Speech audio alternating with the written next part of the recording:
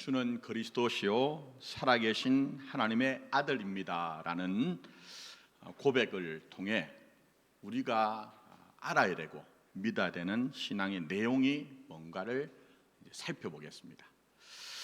자, 그리스도가 뭐라고 했죠? 지난주에 기름 부음 받은 자, 구약에서는 메시아, 마시아야라고 해서 오실 구원자가 누구신가 하는 것들을 왕이나 제사장이나 선지자에게 도유하여 기름을 부어서 그 역할을 하게 했습니다. 그리고 우리 주님은 약속하신 대로 이 땅에 왕과 제사장과 선지자로 오셨습니다. 그리고 오늘도 여러분을 위해 왕으로 또 제사장으로 선지자로 그렇게 역사하시죠. 자, 오늘은 대제사장이신 대제사장인 예수님에 대한 것인데요. 이걸 지난주도 마찬가지지만 이 어마어마한 풍성한 기독교 신앙의 어떤 것들을 한 시간의 예배로 설교로 다 드러낼 수 없습니다. 그래서 오늘은 이제 시작을 하면서 여러분이 꼭 기억을 하실 이제 대제사장의 개념부터 이제 정리를 하고자 합니다. 자, 대제사장이 누굴까요? 한마디로 대리자입니다. 그러니까 이중적인 위치에서 이중적인 관계에서 대리하는 사람이 제사장입니다. 자, 먼저 앞을 한번 보시면 그림이 있습니다. 대제사장은 하나님의 대리자입니다. 그러니까 하나님께서 제사장을 내세워서 속죄 은총과 백성들에 주시고자 하는 그 축복을 주시는 거예요. 하나님을 대리하는 겁니다. 자, 그 다음에 또 하나는 뭐죠? 백성들을 대리하는 것입니다. 구약에서는 하나님 앞에 직접 나가지 못하기 때문에 백성들을 대표하여 대리하여 백성들의 죄와 허물을 하나님 앞에 올려드리는 것입니다. 그래서 다음 그림 보시면요, 제가 2017년도에 수요 기도회 때 다 이제 성경 공부를 한 내용인데 이걸 다 설명드릴 수는 없고, 화살표가 있죠? 화살표가 어디 있습니까? 대제사장의 가슴과 대제사장의 어깨에 화살표를 일부러 제가 넣어놨습니다. 굉장히 중요한 내용이기 때문에.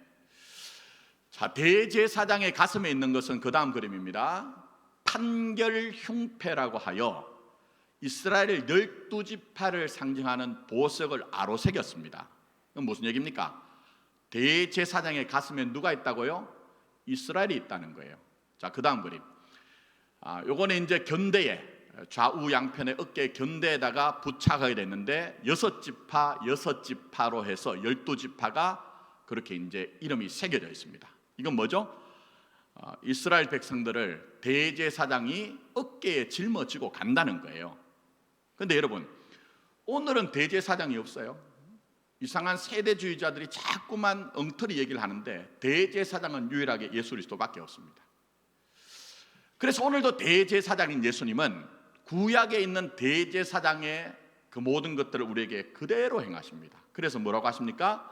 우리의 짐을 대신 지시는 주님 얘기합니다. 그래, 여러분 말씀 보셨죠? 그런 거? 또 뭡니까? 주님이 너희의 인생은 누구 안에 있다고요? 내 안에 있다 말씀하시는 것은 주님이 오늘도 여전히 대제사장으로 여러분을 위해서 일하고 계시다는 거예요. 자, 이렇게 하나님 편의 대리자, 또 우리 백성들 편에서 대리자 역할을 하는 것을 신약에서는 중보한다고 합니다. 뭐라고요? 중보한대요. 그래서 디모데전서 2장 5절에는 하나님은 한 분이시요, 또 하나님과 사람 사이의 중보도 몇 분이시죠? 한 분이시니 곧 사람이신 그리스도 예수라고 했어요.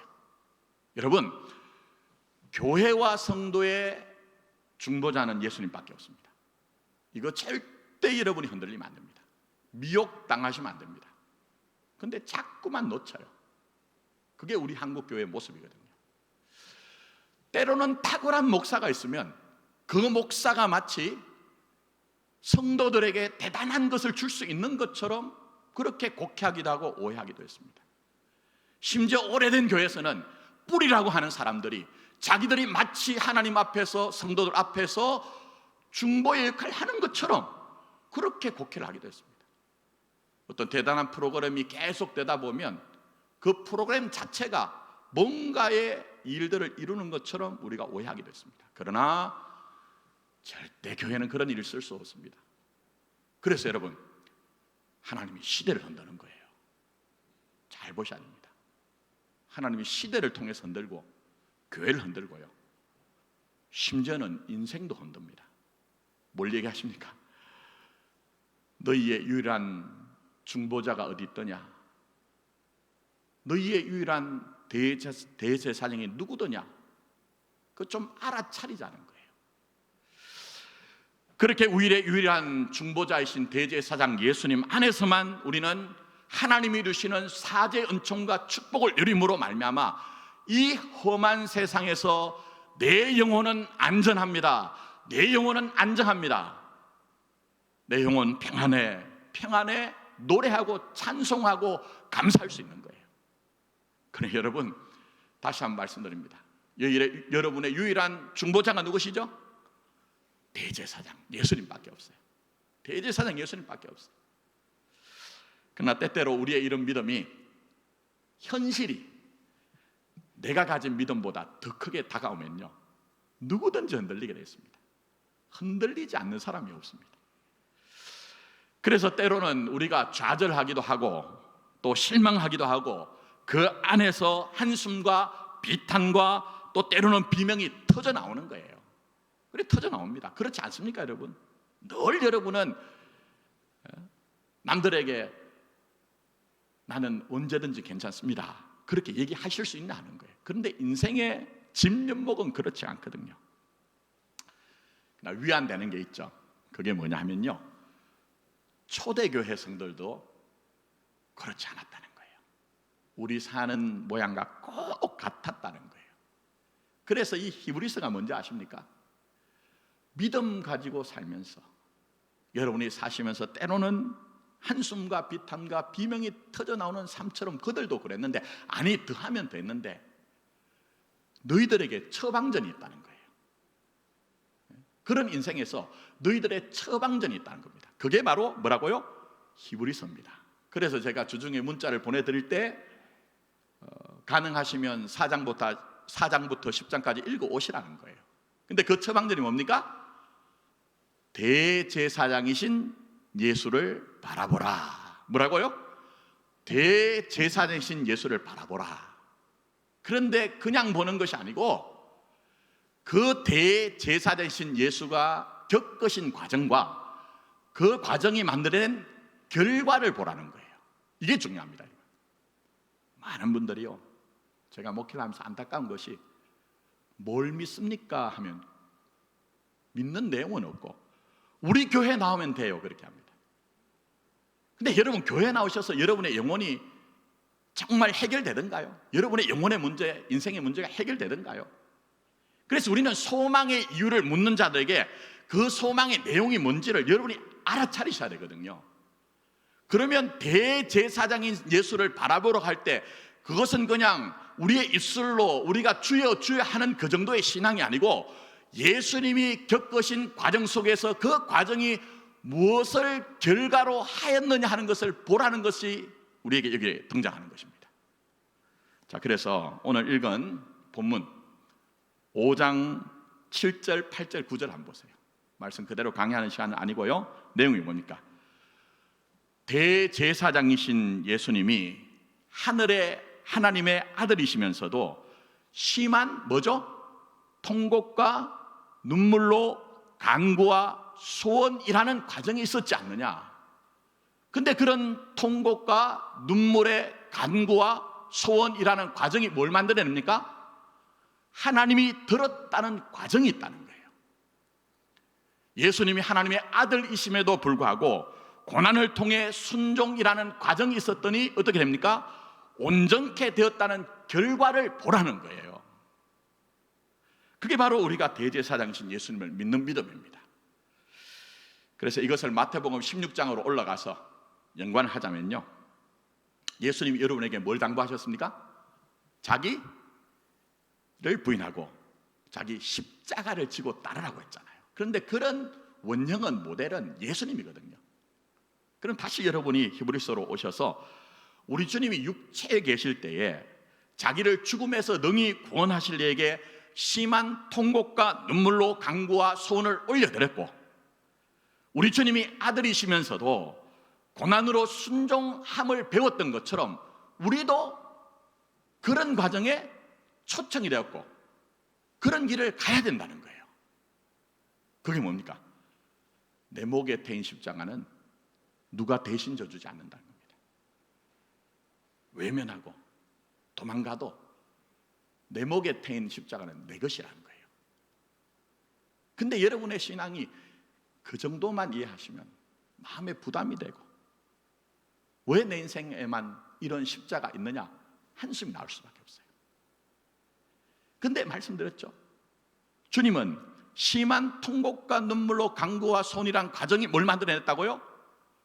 하나님이 들으셨다는 것, 아들이시면서도 고난을 통해 순종을 배워 온전케 되었다는 결과가 있으니 너희도 그 길을 가는 것이다. 그런 결과가 너희에게 약속이 되어 있으니 대제사장이신 예수님을 바라보면서 한 걸음 한 걸음 나가보자.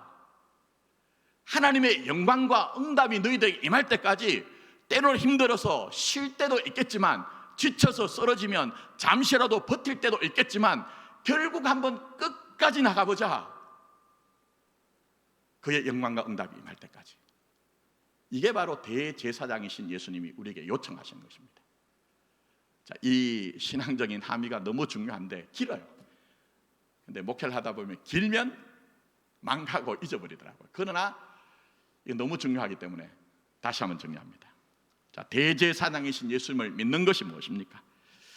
우리 주님이 과정 속에 결과가 있었던 것처럼 우리도 자기 목에 태인 십자가를 지고, 또 그 십자가를 질 때 그것만으로 한정되고 그것이 결론이 아니라 나가면 결국 하나님의 영광, 하나님의 뜻이 이루어지니 대제사장인 예수님 바라보며 함께 가자고 그렇게 말씀하고 계시는 것입니다. 자, 그러면 주님께서 왜 이런 처방전을 우리에게 주셨을까요? 다른 건 아닙니다. 십자가에 대한 오해, 십자가에 대한 역기능이라고 말씀드리면 좀 그렇습니다만, 십자가가 주는 어떤 우리에 대한 어떤 한계가 있습니다. 그게 뭐냐 하면요, 여러분이 인생에 십자가가 등장하여 그게 크면 클수록요, 십자가가 여러분의 결론이라고 생각합니다. 십자가가 그게 내 인생의 전부라고 생각합니다. 이런 모습은 베드로를 통해서 알 수 있거든요. 그렇지 않습니까, 여러분? 여러분, 베드로는요, 사실은 마태복음 16장에 주님께서 첫 번째로 순환의 예고를 하실 때까지는요, 십자가를 생각도 아니한 사람이었습니다. 그래서 여러분, 마태복음 16장 앞을 보시면요, 어떤 사건들이 주요하게 등장하느냐 하면 주님이 권능을 행하신 모습들이 종종 등장합니다. 백부장의 종을 살리셨습니다. 각종 병든 자를 고치셨습니다. 바람과 바다를 잔잔케 하셨습니다. 귀신 들린 사람을 자유케 하셨습니다. 중풍병자를 일으키셨습니다. 이런 모습을 보고 베드로는 우리 주님이 저런 권능을 가지고 계시니 저렇게 일하시면 당장 하나님의 나라가 직접적으로 효과적으로 올 것이라고 생각했는데, 갑자기 주님께서 십자가를 말씀하시니 끝장이구나. 그래서 십자가에 대해서 열받은 거예요. 십자가에 대해서. 여러분, 그런데 이런 베드로의 모습은 멀리 있는 것이 아니라 우리의 모습 아닙니까, 여러분? 우리도 살면서 성공과 성취와 자부심을 챙길 수 있으면요, 우리는 우리의 입술과 마음에서는요, 살만하다, 믿을만하다. 저도 그렇습니다. 그렇지 않은 사람이 누가 있겠습니까? 그러나 우리의 인생에서 말씀드린 것처럼 내가 가진 믿음의 한계보다 현실이 더 크게 다가오면 우리는 고민이나 염려와 함께 그 안에서 실패와 낭패와 실수와 한숨을 그렇게 우리가 쉬는 것이죠. 그러면서 남들이 그런 일들 속에 있는데 어떻게 지내십니까? 하면 한란은 인내는 뭐라고 하죠? 연단은 소망을 이루니 나 지금 오늘도 그거 바라보고 살고 있습니다라고 하지만 실상은 우리 속에도 베드로처럼 주님을 향한 분노와 자기 자신을 향한 좌절감이 떠나지 않는 것이 우리의 모습인 것이죠. 그러니 여러분, 우리가 베드로를 우리가 그냥 말씀 보면서 나쁜 사람이다, 정신머리 없는 사람이다 이렇게 볼 수가 없다는 거예요. 그러나 중요한 게 있습니다. 하나님은 택한 하나님의 백성과 자녀들을 그 자리에 두시지 않는다는 거예요. 그게 여러분의 운명이 되도록 하시지 않는다는 거예요. 그래서 우리 주님께서는 베드로에게 사단아라고 얘기합니다. 제가 지난주 말씀드렸죠. 사단은 베드로 자체가 사단이라는 의미가 아니라 방해자, 대적자라는 의미가 있습니다. 이것은 십자가 안에 감춰진 하나님의 영광에 풍성한 것이 있는데, 하나님의 경륜이 있고 계획이 있는데 이를 보지 못하고 십자가가 끝이다, 절망이다 그렇게 느끼기 때문에 그게 아니라는 거예요. 네가 한번 네 목에 태인 십자가를 쥐고 한번 가보자. 그러면 지금까지 알지 못하는 일이 있으니 나를 따르라고 하시는데 그 따른 자리가 어딥니까? 마태복음 16장 보시면요, 내가 죽지 그러나 죽는 것이 끝이 아니야. 뭐라고 합니까? 3일 만에 살아날 것이다. 그 자리까지 교회와 성도가 따라와야 된다는 거예요.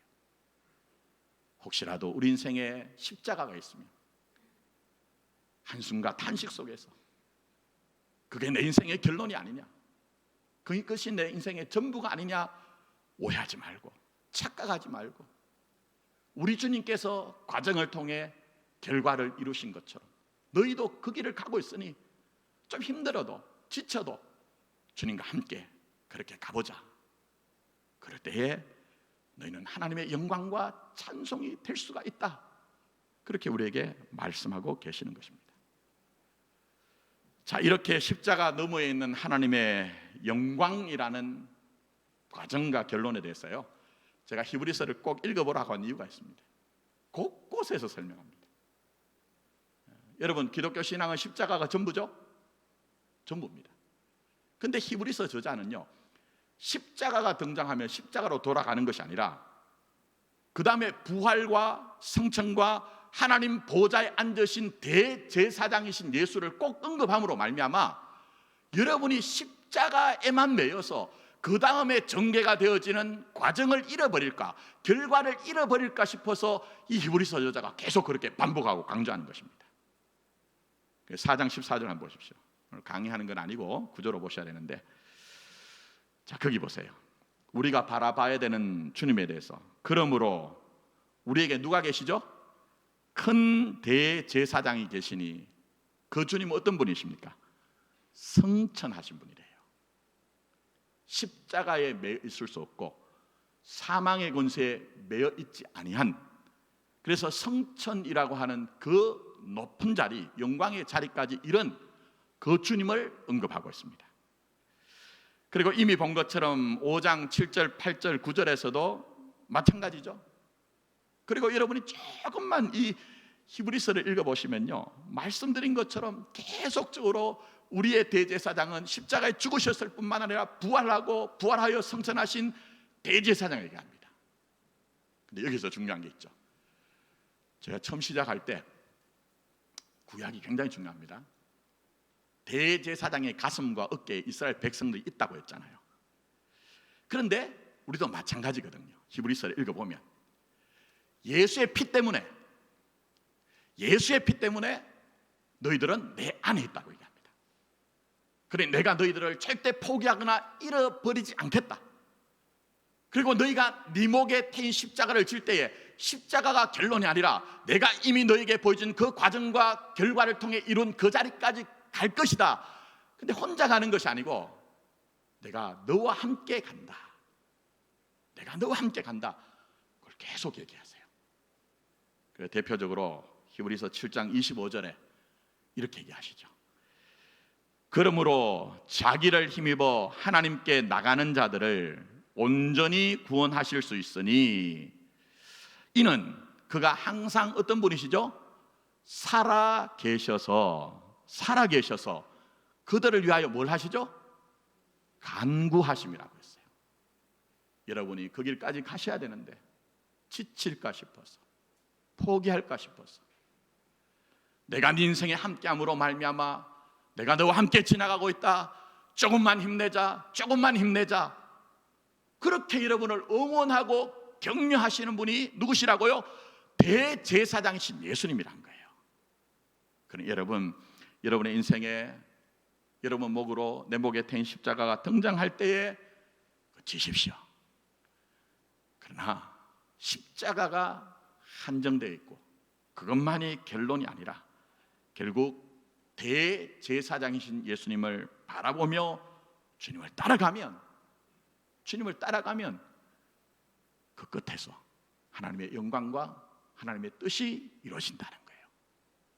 그래서 여러분, 교회에 오셔서 대단한 일 안 하셔도 됩니다. 기독교 신앙은 일과 성취를 이룬 게 아닙니다. 성경을 잘 보세요. 여러분의 인생이 겨자씨와 같이 작을지라도 여러분 목에 태인 십자가를 부인하지 아니하고 십자가 넘어 있는 하나님의 영광을 인정하여 살아내는 거예요. 기독교 신앙은 일과 성취가 아니라 믿음 가지고 살아내는 거예요. 그렇게 살아내어서 마지막까지 가서 결국은 주님이 붙잡고 하는 내 인생에 대제사장인 주님이 우리에게 이렇게 역사하셨다는 인정과 고백을 하는 거예요. 그러니 저와 여러분들이 아무쪼록 대제사장인 예수님과 함께 여러분의 인생을 살아내고 십자가 넘어 있는 하나님의 영광을 발견하고 또 고백할 수 있는 저와 여러분이 되었으면 좋겠습니다. 그래서 말씀드린 것처럼 히브리서가 계속 이렇게 강조하는데, 여러분 10장 지나서 11장에 가면 뭐가 나오죠? 믿음장이라고 해서 그게 등장하고, 12장에 가면 바로 이어서 뭘 얘기하십니까? 믿음의 주요 또 온전케 하시는 이인 누구를요? 예수를 바라보자 얘기합니다. 그런데 우리가 바라봐야 되는 예수님이 누군가에 대해서는요, 바로 3절에 이렇게 얘기하십니다. 그는 그 앞에 있는 기쁨을 위하여 십자가를 참으사 부끄러움을 개의치 아니하시더니 하나님 보좌 우편에 앉으셨느니라 얘기합니다. 자, 그러면 이 지점에서 정말 오해가 많은 자기 부인과 자기 십자가를 정리해내셔야 됩니다. 많은 분들이요, 자기 부인과 자기 십자가를 우리나라가 유교 문화다 보니 하고 싶은 것 하지 않고 산다는 그런 쪽에 이해를 합니다. 제가 지난주 그런 이해가 아니라고 얘기했어요. 그러면 자기 부인과 자기 십자가 뭡니까? 자기 부인은 쉽게 말씀드리면 자기를 넘어가는 거예요. 그러면 베드로를 한번 잘 보십시오. 제가 말씀드렸죠, 16장 앞에까지는 내가 바라는 예수였어요. 뭐 귀신을 쫓아내고 병든 자를 살리고 바람과 바다를 잠잠케 하고 중풍병자를 일으키고 그런 주님이니까, 제가 말씀드렸죠, 바요나라는 말이 이분절을 하면 요나의 아들이란 말이 되지만 당시의 사람들은 이걸 하나로 얘기하면 뭐라고 했습니까? 로마에 항거하는 사람이라고 했어요. 그러면 베드로의 입장에서 저렇게 권능을 행하시는 주님이면 내가 원하고 바라는 것을 이루어줄 수 있겠다고 꿀뚝같이 생각했겠죠. 근데 죽는다 하시니 끝인 거예요. 십자가를 말씀하시니 왜 배신하느냐 하는 거예요. 근데 주님 입장은 이런 마음입니다. 베드로야, 아버지 하나님이 독생자인 나를 인간의 죄악의 세상과 비극의 역사로 보내신 것은 네가 바라는 그 정도 수준이 아니다. 너에게 하나님이 주시길 원하시는 그 영광을 주시기 원하는 것인데, 그러니 십자가가 등장할 때 그 십자가 너머에 있는 영광을 생각해야 된다. 어떻게 십자가에만 매여서 이것이 끝이라고 생각하느냐? 창조주 하나님, 구원의 하나님은 없는 데서 있는 것 같이 부르시고 나를 분명히 살리시는 그런 하나님이시니 이 십자가 넘어 있는 하나님의 과정과 그 결론을 바라보면서 제발 좀 십자가에만 매여 있지 말고 하나님이 너에게 이루시는 그 영광을 바라보고 나와 함께 한 걸음 한 걸음 나가자꾸나. 이게 바로 나를 따르라는 거예요. 나를 따르라. 그래서 여러분에게 요구되는 게 뭡니까? 주님 따르는 겁니다. 교회에 오셔서 다른 것 할 생각하지 마십시오. 여러분이 주님의 몸으로 세우신 교회에서 배우시고 익히시고 발휘하실 것은 우리로 하여금 십자가 넘어 영광까지 가게 하시는 주님을 따르는 거예요. 그것밖에 아무것도 없습니다. 이걸 놓쳐버리면요, 하나를 놓치는 게 아니라 전부를 놓치는 것이기 때문입니다. 그래서 우리가 가야 되는 이런 자리에 대해서 구약에서 설명하고 있습니다. 그래서 제가 늘 구약을 소중히 해야 된다고 얘기했죠. 자, 그게 뭡니까? 말씀드린 것처럼 십자가는 영광이라는 반전이 일어나요. 그 반전이 일어난 자리까지 가자고 하죠. 따라오라고 하잖아요. 그게 구약에서 설명됩니다. 자, 그림 한번 보여주십시오. 이게 뭘까요? 성막입니다. 제사장 직무와 관련 있는 성막인데 이걸 다 설명드릴 수 없고, 그 다음 보여주십시오. 자, 이게 성막의 평면도입니다. 물론 제 사이즈는 아니고 여러분들에게 설명을 드리기 위해서 좀 느린 거예요. 자, 보시면 동쪽에 난 문이 있죠. 그래서 예수님께서는 나는 양의 문이라고 하신 거예요. 이런 부분은 17년도에 다 설명드렸습니다. 자, 뜰에 들어가면 뭐가 있죠? 번제단과 물두멍이 있습니다. 이 번제단은 전부 다 십자가 아닙니까? 자, 그 다음에 들어가니까 건물이 있습니다. 물론 임시 텐트예요. 자, 첫 번째 만나는 장소가 뭡니까? 성소입니다. 자, 성소에는 뭐가 있습니까? 진설병 떡상이 있습니다. 생명의 떡이신 예수. 그 반대편에 뭐가 있죠? 등대가 있습니다. 빛이신 우리 주님. 그 다음에 그 앞에 지성소로 들어가기 전에 뭐가 있습니까? 분향단이 있잖아요. 그런데 성소에서 지성소로 들어갈 때 제가 금을 딱 무슨 색깔로 해놨습니까? 빨간색으로 해놨어요. 보실지 모르지만 누구나 못 들어간다는 거예요. 아무나 못 들어간다는 거예요. 누구만 들어가죠? 대제사장만 들어갑니다. 구약에서는. 근데 이제는 우리가 은혜의 자리까지 나가게 되었습니다. 왜 그렇습니까? 히브리서 10장 보세요. 예수의 피를 힘입어 은혜의 자리까지 나가는 거예요. 왜 그렇습니까? 예수님이 십자가에 죽으실 때에 저 휘장이 찢어지심으로 하나님과 우리 사이에 막힌 담이 흐려졌기 때문에 우리는 오늘도 예수의 피를 힘입어 은혜의 자리까지 나갑니다. 근데 중요한 게 있습니다. 거기서 무슨 일이 일어나느냐는 거예요. 이 내용을 모르니까 많은 분들이 내가 믿는 바가 뭔지를 몰라요. 자, 그것을 구약에서 설명하는 부분이 있습니다. 한번 넘겨주십시오. 자, 지성소 안에 들어가면 뭐가 있죠? 언약궤가 있습니다. 히브리서 9장 4절 보면 이 언약궤와 관련된 물품이 세 가지가 있다고 얘기하죠. 자, 뭡니까? 첫 번째가 십계명 두 돌판, 그 다음에 만나를 담은 항아리, 그 다음에 뭐죠? 아론의 쌍난 지팡이. 근데 이게 다 뭘까요? 이스라엘의 실패와 연약함을 상징합니다. 자, 십계명 뭡니까? 모세가 하나님께 십계명을 받아 내려왔더니 그 안에는 어떤 일이 있습니까? 황금 송아지를 만들어 놓고 이것이 우리를 애굽에서 인도하여낸 여호와 하나님이라는데, 그 황금 송아지는 애굽에 있는 아피스 신이에요. 자기가 원하는 신을 만들어 놓고 이것이 하나님이라고 하는 그 우상 숭배 본질 속에 빠져 있는 이스라엘 백성들. 그다음 만나가 뭡니까? 광야로 접어들어서 2달 조금 넘으니까 먹을 것이 떨어지니 죽게 되었습니다. 우리 죽게 되었습니다. 탄식하니 하나님이 하늘 문을 여시고 만나를 내려주셨죠. 그때는 감격했습니다. 만후, 이것이 무엇입니까? 감격했어요. 우리도 은혜 받으면, 응답이 있으면 하나님 어찌 이렇게 나 같은 죄인에게, 연약한 자에게 이런 은혜를 주십니까? 하지만 그게 반복이 되고 그게 습관이 되고 그게 세월이 흐르면 목사도 다 잃어버리더라는 거예요. 목사도 다 잃어버리라는 거예요. 그러면 아론의 쌍난 지팡이가 뭡니까? 일어나신 것처럼 고라 일당들이 모세와 아론의 직무에 대해서 너 뭐 잘났다고 그런 일을 하느냐?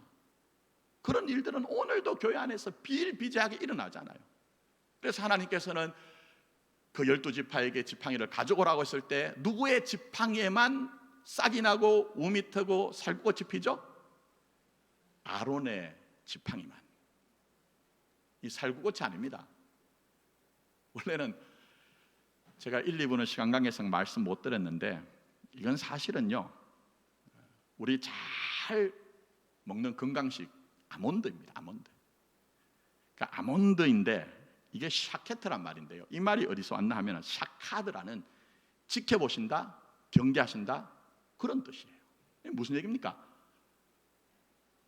아론을 세운 것은 그저 어떤 인간적인 판단을 통해서 세운 것이 아니라 하나님의 영적 질서를 따라 연약한 그들을 통해 하나님의 나라를 나타내겠다는 거예요. 근데 인간적인 조건으로 보니까요, 이 고라 일당은 시시하거든요. 그게 반항한 거잖아요. 자, 그럼 보십시오. 대제사장이 서 있는 자리가 뭐죠?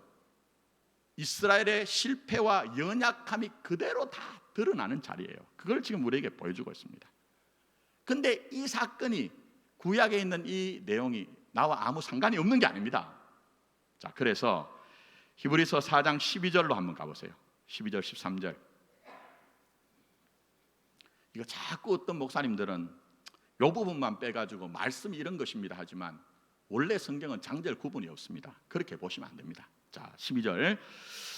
하나님의 말씀은 살아있고 활력 있어 좌우의 날선 어떤 검보다 예리하여 혼과 영과 및 관절과 골수를 찔러 쪼개기까지 하며 또 마음의 생각과 뜻을 판단하시나니 지으신 것이 하나도 그 앞에 나타나지 않음이 없고 우리의 결산을 받으실 이의 눈앞에 만물이 벌거벗은 것 같이 드러나느니라. 이건 무슨 얘기입니까, 여러분?